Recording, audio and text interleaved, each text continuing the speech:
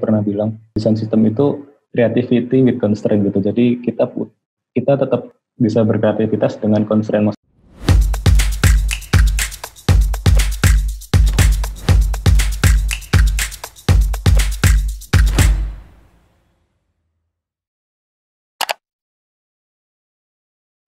Halo teman-teman, balik lagi bareng gue Kaisar Rizky Kurniawan. Kali ini kita akan ngobrol bareng Faruza Arkan.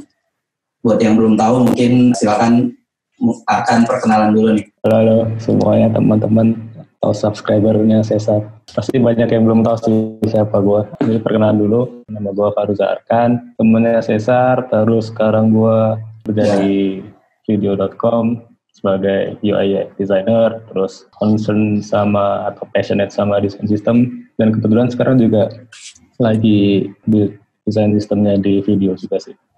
Oke. Video kantornya di mana kan? Itu aja sih. Iya. Video kantornya di Senayan City, di SCTV Tower. Oh, sama dong kantor kita ya.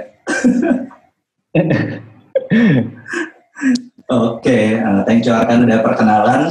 Jadi sekarang Arkan kerjanya di video.com. Dulu kita juga kerja bareng di Televenia. Terus Arkan duluan move ke video, nggak lama gue nyusul gitu. Nah, terus gue mau nanya nih, tolong ceritain dong gimana awalnya lo kenal UI, apakah itu kebetulan atau emang cita-cita atau gimana? Kenal UI awal mulai ya. Kalau ditanya awal mula kenal UI, paling gue bakal ceritanya dari, karena dulu kan gue kuliah DKV. Gue kuliah DKV di ISI Jogja, terus mungkin kayak cerita desainer pada umumnya sih. Jadi gue emang kenalnya lebih ke desain grafis dulu, graphic design, terus selama kuliah juga lebih condong ke graphic design. Terus mungkin di akhir-akhir kuliah sih, gue sempat sedikit banyak mendapatkan beberapa informasi tentang apa itu web design atau apa itu UI UX design gitu. Fun fact, di kampus gue dulu, mungkin di angkatan gue ya, kalau angkatan sekarang mungkin udah cukup populer nih UI UX design. Kalau di angkatan gue atau angkatan yang lebih lama lagi, UI UX design itu belum terlalu populer ya, belum terlalu populer. Jadi ya bisa dibilang 90% kebanyakan emang lebih ke graphic design gitu. Mungkin yang kenal UI UX design lebih ke dikit banget lah. Oh berarti walaupun jurusan lo di DKV, banyak yang belum tahu ya waktu itu tahun 2017an berarti ya? Gua kuliah dari 2013, 4,5 tahun. Berarti tahun berapa tuh? 2018 ya. Lulus. Ya berarti ya gua 2017-2018 lah baru mulai kenal soal UI UX gitu. Oh, kenalnya berarti awalnya di ini ya, magang ya, kerja magang gitu. Awal kenal itu sebenarnya lebih ke apa ya? Ya karena emang gue suka ngulik trend desain gitu-gitu, terus browsing gitu. Ya gue kenal awal dari internet sih, terus waktu itu ada teman gue juga, lu kenal juga sih, Dani, shout out buat Dani ya, Dani Rizky. Dia juga salah satu orang yang jadi rekan diskusi gue lah soal desain. Jadi dia banyak share juga tentang apa itu web design, apa itu UX design. Jadi awal kenal di situ. Terus akhirnya waktu magang juga akhirnya dapat kesempatan buat ngerjain project atau megang klien web design sih awalnya, desain. Dari situ juga ya, belajar lebih dalam. Nah, sebagai seorang yang lulusan DKV nih, bedanya apa sih antara DKV sama user experience design ini? Kalau ngomongin DKV, itu ini sih luas banget sih. Kalau ngomongin sejarahnya kan awal banget kan ke graphic design ya. Graphic design, terus dari situ akhirnya berkembangkan jadi DKV ketika teknologi makin maju, terus audio visual juga makin udah mulai bermunculan tuh pada zamannya. Akhirnya DKV ini si graphic design kan berkembang tuh jadi DKV. Fokusnya itu jadi lebih banyak gitu, nggak cuma ke ranah grafik, nggak cuma ke ranah printed media, tapi juga ke ranah audio visual, animasi, terus apalagi ya, motion segala macam. Itu masuk ke lingkupnya DKV gitu. Jadi emang apalagi mungkin ada beberapa kampus yang jurusan DKV-nya udah mulai untuk difokuskan gitu. Jadi tiap mahasiswanya bisa mengambil fokusnya masing-masing. Tapi kalau di case-nya di kampus gua untuk DKV itu masih sangat luas skupnya. Jadi memang semua mahasiswa itu dicekokin berbagai macam ilmu lah di situ. Jadi gitu sih. Jadi nggak spesifik nih ke si mahasiswa ini mau ke ranah print, ya juga masih bisa ke ranah audiovisual bisa, terus ke ranah yang web design atau UI UX juga bisa gitu. Tapi karena emang di zaman gue itu belum populer ya UI UX design atau web design, jadi nggak banyak pilihan sih. Oke, berarti lo ngulik sendiri ya untuk ke UI UX ini? Iya, betul. Oke, berarti kurang lebih sama lah ya. Gue juga dulu di kampus kayak gue udah sempat dengar web design tapi belum dengar UI UX. Nah itu gue baru ngebaca itu pas gue ngerjain project bareng temen gue, graphic designer. Itu ada dia butuh web dan dia mention soal UI. Nah dari situ gue nyari nih soal UI itu apa sih. Nah kalau lo dulu belajarnya gimana kan? Mulai ngulik sendiri atau ada, tadi lo sempat mention Dani, apakah lo discuss bareng Dani atau lo ada mentor kayak gitu atau gimana? Kalau untuk belajarnya lebih ke by accident sih, karena kalau untuk konteks belajar ya, karena ya waktu itu gue sempat magang kan, gue tadi sempat mention kalau gue magang, akhirnya gue dapat disuruh megang klien web design waktu itu. Akhirnya mulai dari tools-nya juga baru pelajari di situ, tools yang sekarang kita pakai, Sketch, terus juga baru belajar di situ. Terus akhirnya gue belajar masalah apa sih yang jadi perbedaan antara si web design atau UI design itu sama graphic design itu, karena kan gue awalnya banyak banget pegang lebih ke graphic design. Apakah ilmu graphic design atau fundamental dari graphic design itu masih bisa diterapkan juga ke web design atau UI design atau enggak? Akhirnya gue cari tahu lah di situ, gue ngulik, ternyata emang ada beberapa fundamental yang sama, tapi ada beberapa fundamental yang beda juga, jadi gue harus banyak belajar juga di situ. Lo bilang ada yang beda tuh antara graphic design dengan UX design. Nah setelah lo belajar apa sih yang ngebedain kedua itu gitu?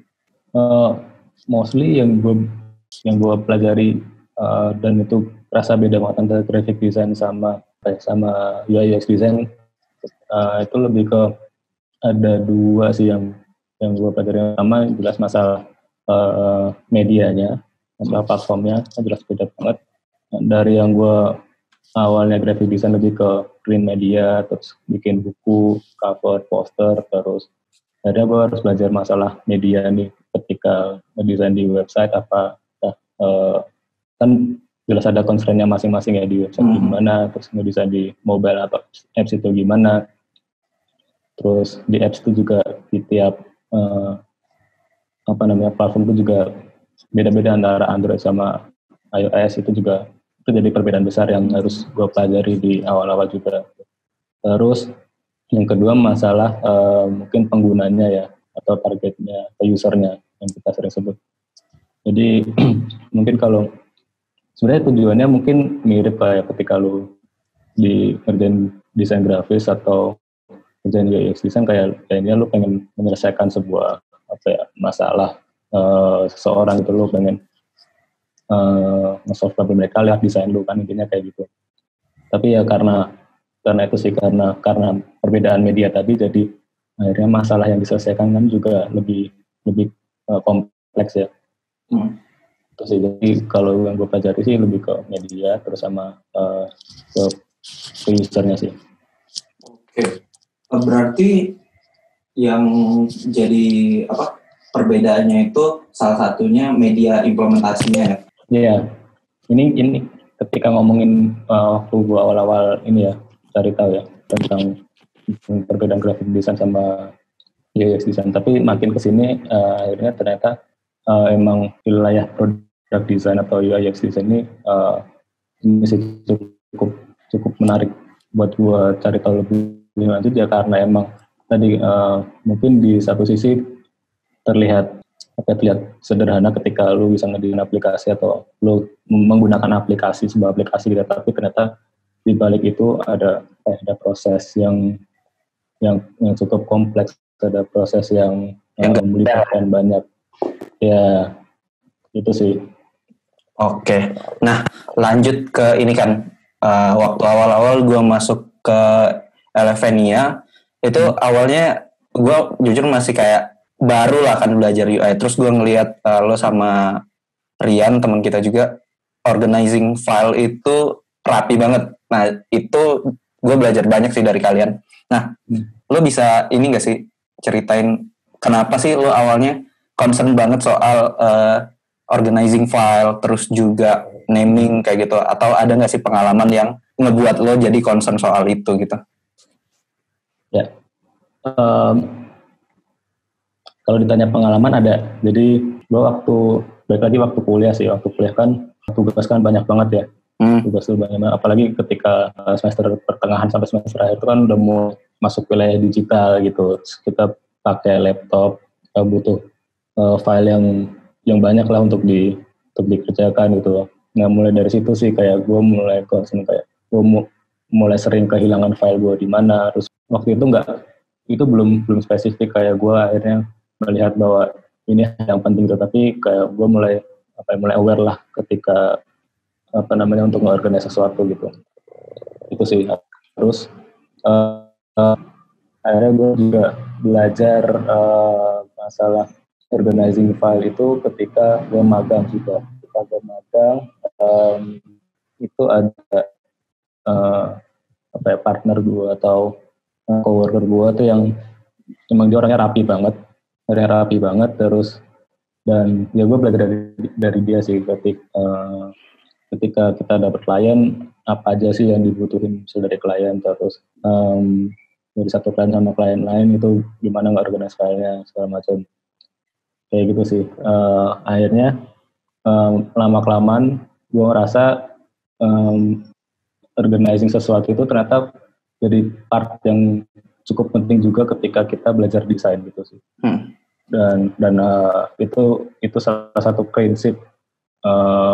Mungkin tiap desainer kan punya prinsip ya. Jadi itu salah satu prinsip yang gue coba pegang atau gue terapin sampai saat ini sih.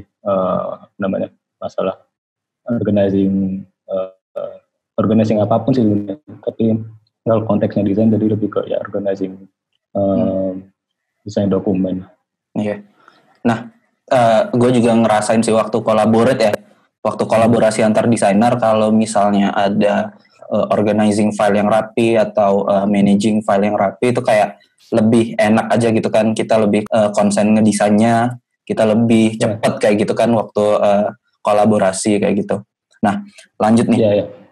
Ngobrolin soal organizing file dan desain sistem. Dari pas awal di Elevenia, gue juga taunya lo megang desain sistem gitu, terus juga kita sempat discuss desain sistem bareng, sampai sekarang juga di video lo sebagai PIC desain sistem. Nah, sebelum ke pertanyaan yang lain, lo bisa ini dulu nggak sih jelasin ke teman-teman yang penonton ini atau pendengar ini apa sih desain sistem gitu dan apa gunanya mungkin? Oke. Kalau ditanya apa sih desain sistem, simpelnya ini sih kayak ketika lo ngebangun sebuah produk atau aplikasi, sebuah source of truth-nya gitu. Jadi kayak satu tempat di mana lu balik atau lu melihat di situ tuh ada guidance-nya, di situ ada komponen atau part-part yang lu bisa pakai untuk lu terapkan di desain lu. Jadi itu lebih ke ya source of truth gitu ya, tempat untuk lu benar-benar tempat awal untuk lu ngebangun sebuah desain ini kayak gitu sih. Jadi poinnya adalah ketika punya desain sistem, ketika sebuah perusahaan itu menerapkan atau memiliki sebuah desain sistem ini bisa ngebantu kita untuk mendesain itu jadi lebih cepat, prosesnya jadi lebih efisien karena tadi guidance-nya sudah jelas, hal-hal yang kita butuhkan sudah disiapkan di situ, terus proses kolaborasinya jadi lebih efektif lagi, dan akhirnya membuat output dari desain kita juga lebih konsisten gitu sih. Nah, kalau ngomongin desain sistem nih, menurut lo kapan sih company itu sudah mulai butuh desain sistem? Kayak yang kita tahu, desain sistem itu kan salah satu fungsinya adalah untuk ngejagain konsistensi ketika beberapa desainer kolaborasi gitu ya. Nah, kalau misalnya nih si company itu baru punya 2 desainer, apakah itu udah butuh desain sistem atau gimana kan? Kalau ditanya kapan waktu yang tepat, kalau gue bisa menjawab gini sih, desain sistem itu kan di tiap company sesuatu yang unik ya, maksudnya antara satu company dan company lain, desain sistem itu tidak bisa disamakan gitu. Ya, jadi kita tidak bisa menjadikan satu desain sistem milik company A untuk menjadi acuan yang strict atau yang plug untuk company kita gitu. Mungkin beberapa best practice-nya bisa diambil gitu. Jadi ketika ditanya kapan waktu yang tepat, gue balik lagi dikembalikan pada kebutuhan si company-nya itu sendiri. Mungkin idealnya adalah ketika si company ini sudah mulai fokus terhadap produknya, sudah melihat bahwa desain itu sebagai elemen yang penting di dalam sebuah produk secara keseluruhan, terus company ini merasa juga ingin memperbaiki sebuah proses atau sistem development produknya. Nah, si desain sistem ini bisa jadi sebuah jawaban sih. Itu pertama kalau menurut gue. Terus yang kedua tadi ketika baru ada desainer sedikit ya. Iya. 2 desainer misalnya. Desain sistem itu gue bilang nggak harus dalam skala yang gede gitu. Maksudnya mungkin ketika kita awal belajar atau tahu soal desain sistem itu kayak mungkin bisa ini sesuatu yang besar, sesuatu yang sangat impactful ketika diterapkan. Akhirnya ini sama kayak gue sih, waktu awal belajar itu kayak gue bakal overwhelmed sendiri gitu ketika gue ngetahui bahwa elemen dari desain sistem itu banyak sekali gitu, mulai dari desain proses, mulai dari komponen-komponen yang harus kita buat, mulai dari ngejagain segala macam, guideline segala dokumentasi gitu-gitu.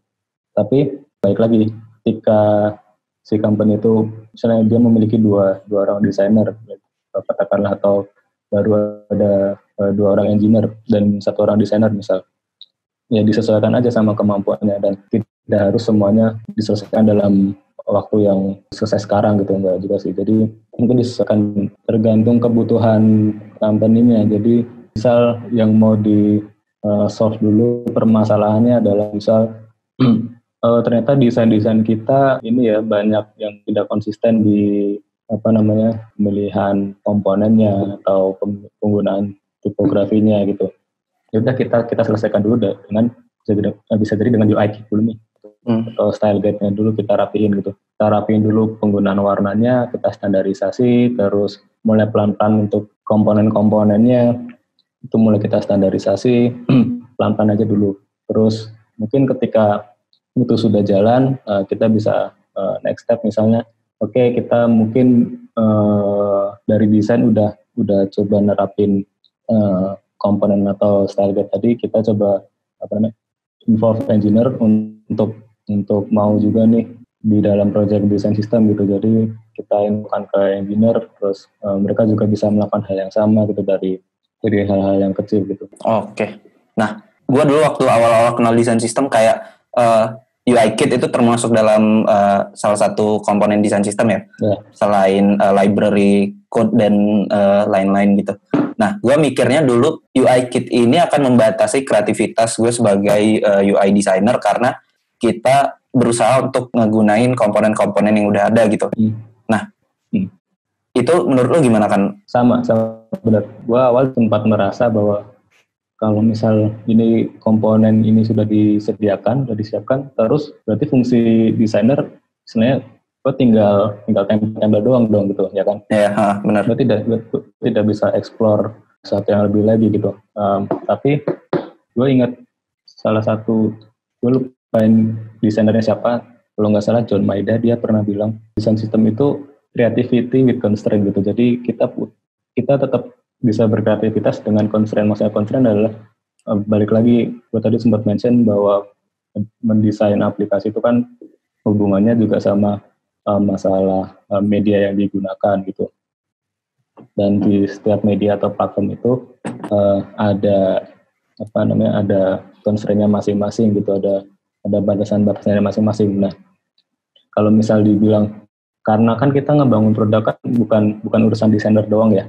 Ya, benar. Kita bukan urusan soal kita pengen sekreatif-kreatifnya, tapi kita tidak mengindahkan hal-hal lain gitu. Nah, gue bisa bilang bahwa desain sistem ini malah salah satu cara kita untuk lebih berempati kepada tim lain, terutama kepada engineer gitu. Jadi kita nggak cuma berempati kepada user kita, tapi kita juga berempati pada sekeliling kita nih yang lebih dekat nih gitu. Mungkin nggak usah jauh-jauh ke user dulu, tapi ke yang dekat dulu nih, ke teman-teman engineer. Apakah ini possible atau enggak nih buat di develop? Apakah ini menyalahi atau melampaui batas kemampuan mereka gitu, atau batas kemampuan dari teknologi yang ada gitu. Nah, dengan ada desain sistem juga makin berarti kita bakal tahu hal-hal tersebut itu lebih awal gitu, tahu hal-hal tersebut lebih dini sebelum kita mendeliver desain kita kepada usernya gitu. Oke. Nah, berarti walaupun sudah ada desain sistem, bukan berarti si desainer nggak boleh nge-explore ya, itu boleh asalkan sesuai dengan masalah yang mau diselesain dan masih dalam constraint yang ada gitu ya. Iya. Oke. Nah, kalau misalnya nih kan ada desainer yang baru mau belajar desain sistem, itu caranya gimana sih? Lo bisa kasih reference atau tips nggak? Kalau tips apa ya? Gua termasuk orang yang belajar desain sistem itu mungkin agak loncat-loncat di awal, karena balik lagi kalau boleh cerita dikit, gue belajar desain sistem tuh emang ketika gue masuk di Elevenia, di awal itulah gue juga baru coba mempelajari desain sistem gitu, dan langsung turun ke project. Jadi mungkin cara belajar itu agak sedikit nggak runtut kali ya, tapi makin kesini gue mungkin mulai tahu bahwa ya mungkin yang paling penting untuk belajar desain sistem itu adalah fundamentalnya dulu sih. Itu sangat penting ketika tadi misalnya penggunaan warna antara warna A dan warna B ini, apakah kontrasnya sudah sesuai dengan usability standard misalnya. Itu kan sesuatu yang bisa diterapkan di dalam desain sistem. Terus apakah tipografi ini sudah sesuai dengan standar yang ada, misalnya kayak gitu. Terus apakah tipografi atau type scale yang ini itu bisa diterapkan di kedua operating system, karena tadi mungkin antara iOS dan Android dia punya ini sendiri, dia punya teknologi sendiri, apakah yang bisa diterapkan ke keduanya atau tidak gitu. Balik lagi ini harus disesuaikan sama teknologi yang dipakai sama company-nya tadi. Itu sih fundamentalnya. Terus mungkin yang kedua masalah organizing tadi. Nah, ini balik lagi concern gua terhadap organizing sesuatu itu akhirnya sangat kepake nih di desain sistem. Kenapa? Karena gue harus coba bisa nge-build sesuatu tuh dari sesuatu yang paling kecil menjadi ke sesuatu yang lebih besar gitu. Terus kalau di desain semua ada istilahnya atomic design ya. Jadi harus bisa memetakan itu. Terus gimana caranya setiap komponen yang dibuat itu mudah untuk diakses oleh setiap desainer. Ini juga harus kita sesuaikan, karena user experience-nya si desainer sistem ini adalah kita harus melihat cara desainer kita bekerja juga gitu. Teman-teman kita bekerja juga. Cara desainer lain nge-consume itu gitu ya? Iya, betul. Kita harus tahu juga apakah mereka prefer mengkonsum dengan cara A atau dengan cara B, kita harus tahu dulu. Jadi itu juga mempengaruhi kita gimana nge-organize komponen-komponen tadi. Oke.